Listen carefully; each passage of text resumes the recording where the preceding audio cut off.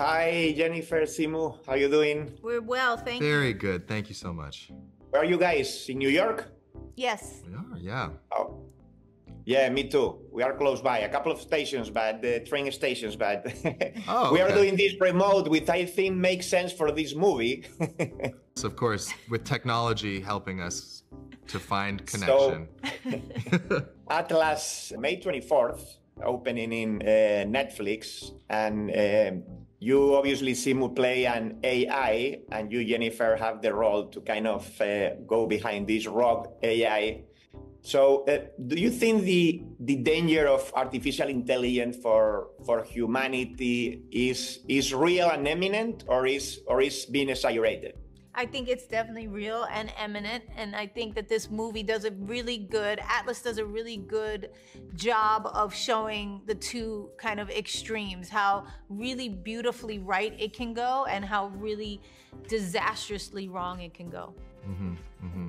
Yeah, I think a lot about AI and art as two very, very diametrically opposed things, because AI is, by nature, I think, has no soul, and art is human beings pouring their soul into something, whether it's music or you know, film or TV or visual art, and so I think a lot about, you know, I think there's a real threat because, you know, people are talking about AI generated art, and I just think that's such an oxymoron. AI could not generate art because AI has no soul. There's no message behind it.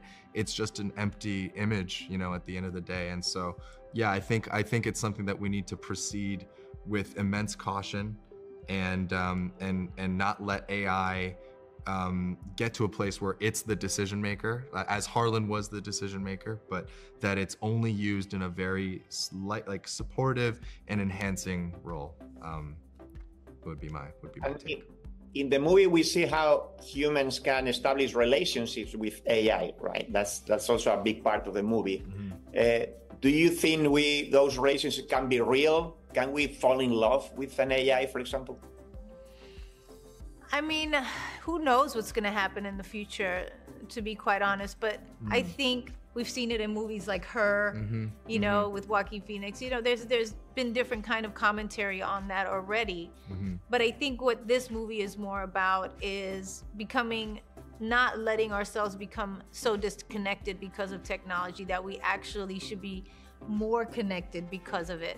And being more conscious of the fact that that is a possibility, and that's already what's kind of happening when you think of internet and phones and how that's all changed our lives, and even Zoom. You know, like right now you're not here and you're a few blocks away. You know what I mean? So it's just a funny thing to kind of keep in mind.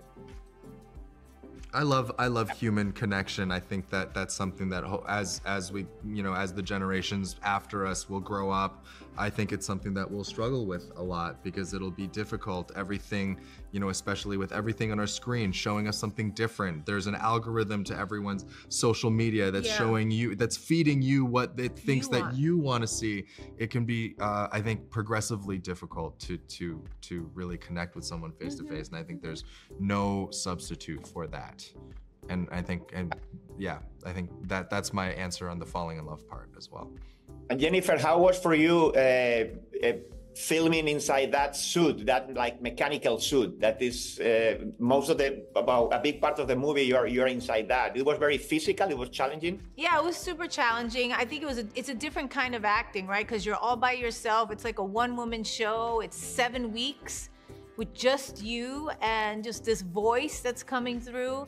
And you have to, but also because of the subject matter and the fact that she's like falling through the planets and in the middle of a, you know, big battle where they're shooting and dying, and then she lands and crashes, and there's so much that happens emotionally and physically for her in that pod that, you know, I always had to kind of like take my imagination so far to make sure that it felt real, real. And that was the challenge of the movie. But it was, like I said, it's a different kind of acting, but it's just as satisfying and fun, I think. We don't have more time, but it's always a pleasure talking to you both. Thank you so much. Thank you so much. Thank you. Bye-bye.